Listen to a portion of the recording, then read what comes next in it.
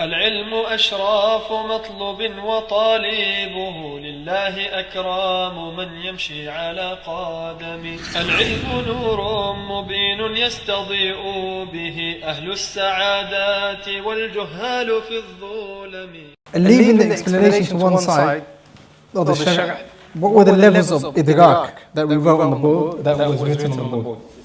6 levels of idrak. I want 3 from the brothers and 3 from the sisters. Who's going to go first? The sisters go first. 3 levels of idrak. Huh? Say that again? علم. Sorry, I thought you said illi. طيب. علم. جهل مركب and جهل بسيط. So the sister said العلم, the person knows. For example, what day is it today? It says Saturday. That's علم. جهل بسيط. What day is it today? Allah A'lam, I don't know. جاهل بسيط. جاهل مركب, you say to what day is it today? Of course it's a Sunday. طيب. جاهل مركب, doesn't know that he doesn't know. He doesn't know and he doesn't know and he doesn't know. And he thinks he knows. طيب. So that's 3. Dhan, which is an assumption, a possibility, a high assumption. Wahm, a possibility. مثلا dhan, did Muhammad come into the class? Wallahi, I think. So that's about 60, 70, 80%. طيب, dhan. Wahm, the complete opposite. Did Muhammad come in? He didn't come in, but he says yes, he came in. So that is wahm, a mistake. The last one was الشك. Which is a doubt. So did Muhammad come in? Allahu A'lam. I think I saw him, lakin don't hold me to account. I don't know. So these are the 3 levels, or the 6 levels of idrak. A person may ask, why bring that here? Why would the Shaykh mention this? What's the connection between these 6 levels and Usul al-Fiqh? And I'm asking you, what is the connection between these 6 levels and Usul al-Fiqh? Put your hand up if you know. Put your hand up if you know. Part of the definition of fiqh is ma'rifah. Okay, excellent. Part of the definition of fiqh is ma'rifah. Sulaiman? It's the levels of knowledge the Masail come under. So for you to answer Masail, you're going to have all of Okay, now these are the Masail that they come under. So for you to answer any of these Masail, you need to have ilm, okay, dhan, or any of these masail. طيب. Now, as the sister said, what was fiqh? What was the تعريف of fiqh? معرفة الأحكام الشرعية العملية المكتسبة من أدلتها التفصيلية. This معرفة is of 2 types, العلم and dhan. علم and dhan. Here we have علم and dhan. So with مسائل الدين, you act according to it if you have ilm of it. مثلا, you know it's Ramadan tomorrow. You have ilm that is Ramadan tomorrow. What do you do tomorrow? You fast. طيب. ظن راجح. الظن. مثلا, you're not sure whether you've prayed 3 rak'at or 4 rak'at. لكن ظن, you're about 80% sure. No, you don't have knowledge. You're about 80% sure, ظن راجح, that you've prayed 4 rak'at. What do? You base it upon what? 4 rak'at. You base it upon 4 rak'at. Or you're about 70-80% sure you have dhan, a strong assumption, possibility that you've prayed 3. What do? Build it on the 3. So these 3 come under, or these 2 come under ma'rifah. That's why it's important to know. طيب. The Shaykh says, rahimahullah, aqsamul ilm. Now, the Shaykh is going to talk about ilm from a different angle. باعتبار آخر. Write these words down. باعتبار آخر. باعتبار آخر. From another angle. And this is extremely beneficial in knowing مسائل العلم, issues to do with ilm. So for example, inshallah, when we're going to talk about wajib, we're going to talk about it from different angles.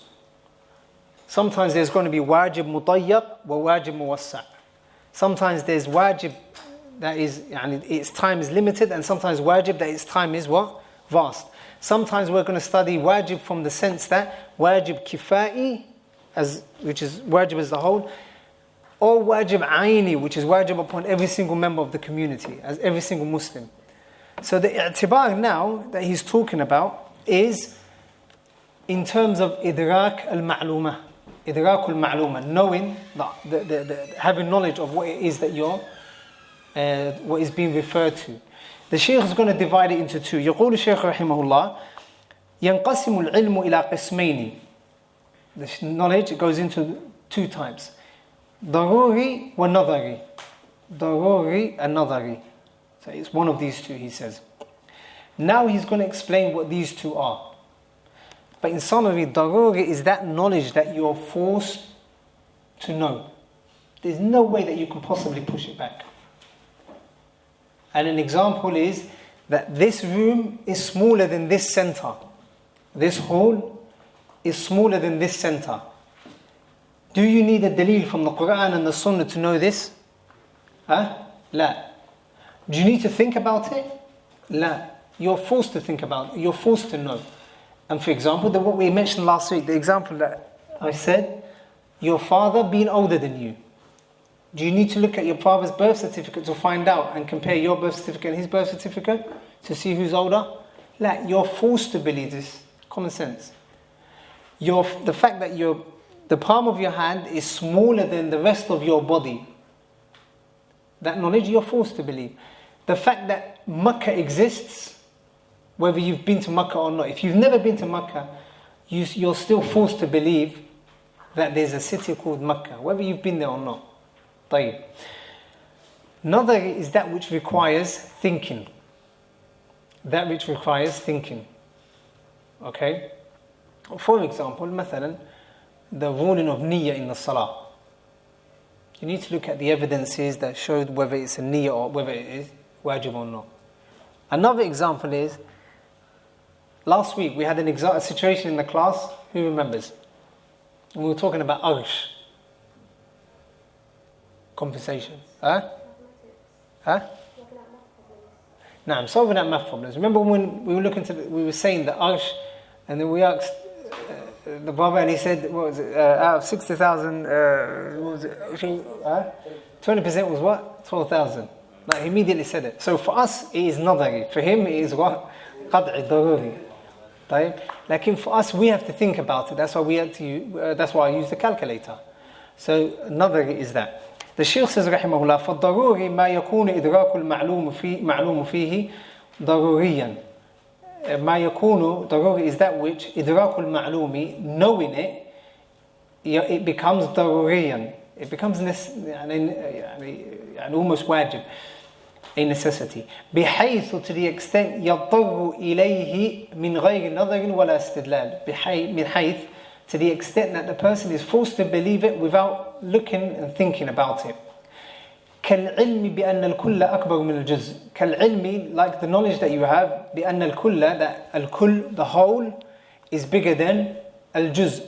The whole of an item is bigger than the part of the item. Use this whole as an example.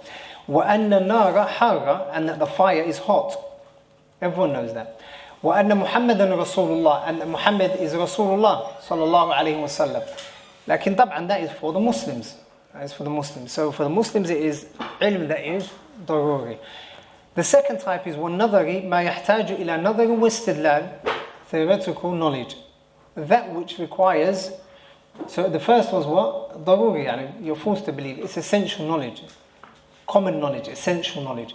Like in this one is theoretical. Which is what? ما يحتاج is that which needs إلى نظر واستدلال. It is that which requires looking into the mas'ala and istidlal, using evidence for it. كالعلم بوجوب النية. كالعلم بوجوب النية في الصلاة. Like the fact that the niyyah is wajib in salah. The niyyah being wajib in salah. Like, obviously you need to look at what? The evidence, and the Messenger sallallahu alaihi wasallam said إنما الأعمال بالنيات and so on. طيب. So that is the difference between these two. Is that understood? طيب. يقول الشيخ الكلام تعريفه. طيب. الكلام, speech. الكلام is speech. This mabhath is very important. Why? Or, in other words, what is the connection between usul al-fiqh and speech, kalam? Who can tell me? The Sunnah of the Prophet sallallahu alaihi wasallam. Okay, give or take. The Sunnah of the Prophet sallallahu alaihi wasallam.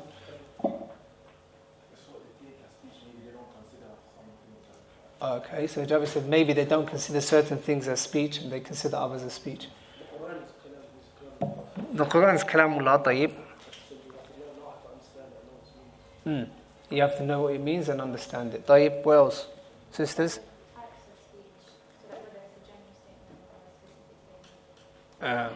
Excellent. Everything that your brother said is true, because obviously the Quran and the Sunnah were revealed in Arabic and we have to understand the Arabic language. Lakin, more specifically with Usul al-Fiqh is exactly what the sister just said. Sometimes there are words that are am, as we shall see, a general word. Then there are words that are khas, a specific. Then at times there are words that are mutlaq, unrestricted. And then at times in the Arabic language there are words that are restricted. طيب. And all of that has a relation to the ahkam, to the rulings. For example now, if I say to Abdurrahman مثلا أكرم طالبا أكرم طالبا أكرم طالبا, honor a student, yeah? And this is, and I'm writing this just to show how important it is, how the Arabic.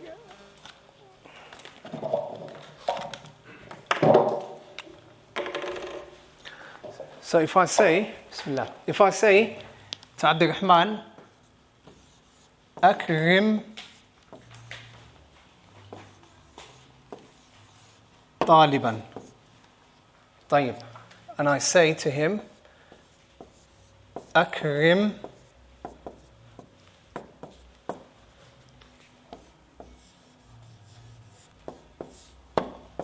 Akrim al-Tullab. Who can tell me a difference between these two statements? Are they the same? Are they different? If they are different, what is the difference? The first example is mutlaq, so the person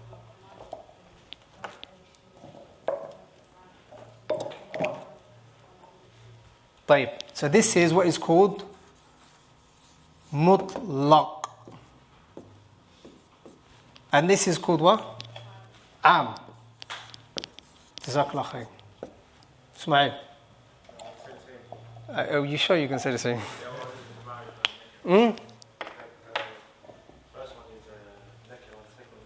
صح. Excellent. طيب. أكرم طالبا. As the sister said, that is mutlaq. So, honor a student. I say to Abdurrahman, honor a student. All he has to do now is go to a student and honor him. I don't know, maybe give him a voucher for Amazon. Give him a voucher. He's honored him. Right? Or he says, I'm going to honor you, I invite you over for dinner. He's honoring him. That statement is enough. Just one student. He just picks Muhammad and that's it. But if I say to him, Ya Abdurrahman, akrim al-tullab, honor the students. Honor the students. This al makes it am. So I'm telling him to honor the students. If he honors Muhammad and Ali and Fulan, is that enough? If he honors just the brothers, is that enough? Like, he has to honor all of the students. All of the students. So that is why it is extremely important. That's why it's extremely important to know these wordings in Usul al-Fiqh, because we're looking at dalalatul alfaz or dilalatul alfaz, that which the alfaz, the wordings, what they show. فَتَحْرِيرُ رَقَبَةِ مُؤْمِنَةٍ. فَتَحْرِيرُ, how many times do we hear it in the Quran? فَتَحْرِيرُ رَقَبَةٍ. Allah Jalla wa Ala commands us to what? Free a servant, صح? There would have been a difference if Allah would have said Jalla wa Ala فَتَحْرِيرُ الرِّقَابِ, meaning all of the servants. Would that be possible? لا. لكن فتحرير رقبة, one, I just pick one and that's it. 1 out of 100 and that's it. خلاص, the wajib is done with. So that is why it's extremely important to know Al-Kalam. So the Shaykh says Al-Kalam. Kalam lughatan, يعني speech linguistically means اللفظ الموضوع لمعنى. اللفظ الموضوع للمعنى. A particular part, a word that has been placed with a particular meaning. It is a word that has been placed with and has a certain meaning. واصطلاحا and اصطلاحا يعني in the nuhat or the scholars of Nahu, it is اللفظ المفيد, a word al-mufid that is beneficial. A lafz that is mufid. A word that is mufid. So a lafz, what does that exclude? Ishara. So for example, if some of the students stand up, or some of the students refuse to get on a go like that, what will they understand if I say, stand up? Lakin that can't be considered what? Kalam and speech. It can't be considered kalam. لماذا؟ لأن it is not lafz. It is not something that you... Likewise, for example, if someone says to me, are you coming later on? And I say no. That can't be considered speech. لماذا؟ لأن it is not lafz. It is not a word that you hear. Or, all of you know if I say, what does that mean? No. Lakin that can't be considered word. Al-mufid, that has a meaning. That has a meaning. Like if I give you gibberish, a few words muddled up. So the example they say is Zayd, for example. Za, ya, dal. Za, ya, dal. Sah? What if I say to days? Not days in English, like in days. Dal, ya, za. Days, it has no meaning. Then the Shaykh says mithlu. So for example, Allahu Rabbuna. Allah is our Lord. That is a lafz because you've said it. And it is mufid because it has a meaning, it carries a meaning. طيب. ومحمد, and Muhammad is our Nabi, is our Prophet. Salawatullahi wa salamuhu alayhi. طيب. Al-mufid. What about if I say qama? Qama. Is that a lafz al-mufid? Does that come under kalam? طيب. طيب. What about jalasa? Jalasa. لا, it is not mufid. What do you mean jalasa? He sat. Sat what? Sat where? Who sat? And you're still left asking. طيب. مثل محمد وأقل. طيب. Then the next masala the Shaykh is referring to. The next masala that the Shaykh is referring to, rahimahullah, is وأقل ما يتألف منه الكلام, and the least number of particles that the word or that speech can be considered or that it consists of is ismani, 2 nouns. Ismani, 2 nouns. For example, what? Muhammadun Rasulun. Muhammadun Rasulun is a messenger, sallallahu alayhi wa sallam. 2 words. أو فعل واسم. فعل واسم. A fi'l, a verb, and a ism. دخل محمد. Muhammad came in. Fi'l and fa'il. And it has a meaning because obviously it shows that Muhammad came in. طيب. نعم. وأقل, so it can consist of minimum, that is obviously. It can consist of more. Like in minimum is 2 asma' and a fi'l and a verb. طيب. In the matan it says مثال الأول محمد رسول الله. Does that say on your matan as well? Take the Allah away. يعني don't obviously just underline it because it's meant to say محمد رسول. Because if you say Rasulullah, that goes into mudaf ilayhi. That's now 3 words. So محمد رسول. Again, this is the benefit of being in a class and not just being at home. You would not have known that that is a mistake. ومثال الثاني استقام محمد. And the next example is استقام محمد. Muhammad stood. طيب. The Shaykh says وواحد الكلام كلام وواحد, its singular form is كلمة. كلمة. كلام and كلمة. كلام is what? Plural. Huh?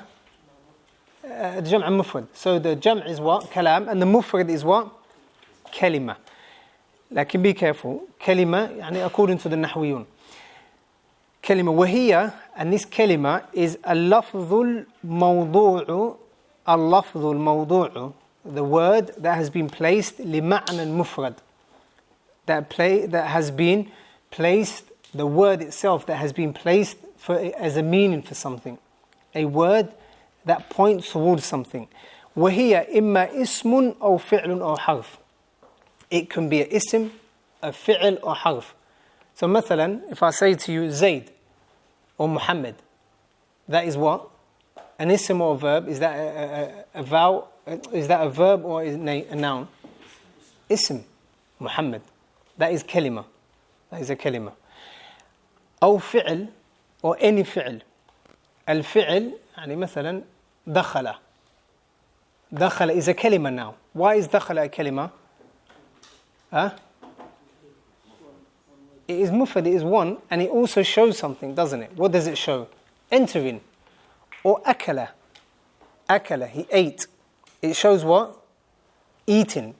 It shows that eating has taken place. طيب. أو حرف. He's going to define all of these anyway. He's going to give us a definition. أو حرف. Give me an example of a حرف. من, على, قد, في, إلى, and so on. طيب.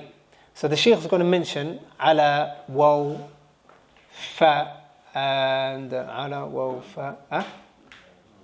He's going to mention 4 anyway. So the Shaykh says, فالاسم, as for the ism,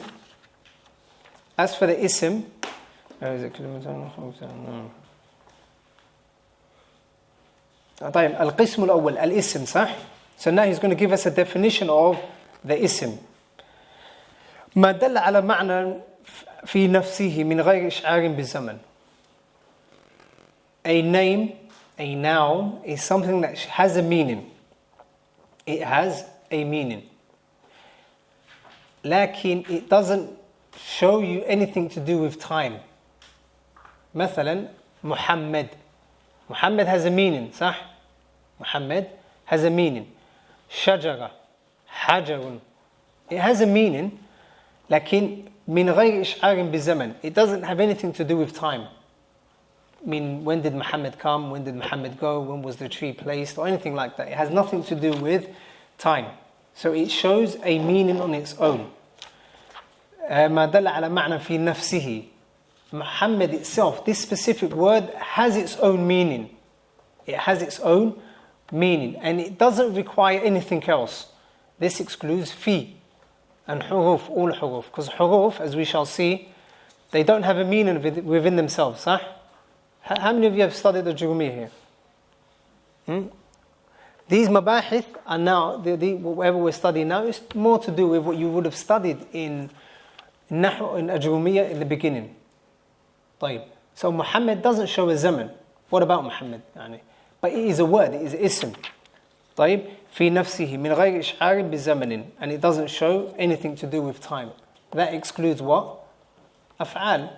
أفعال of 3 types.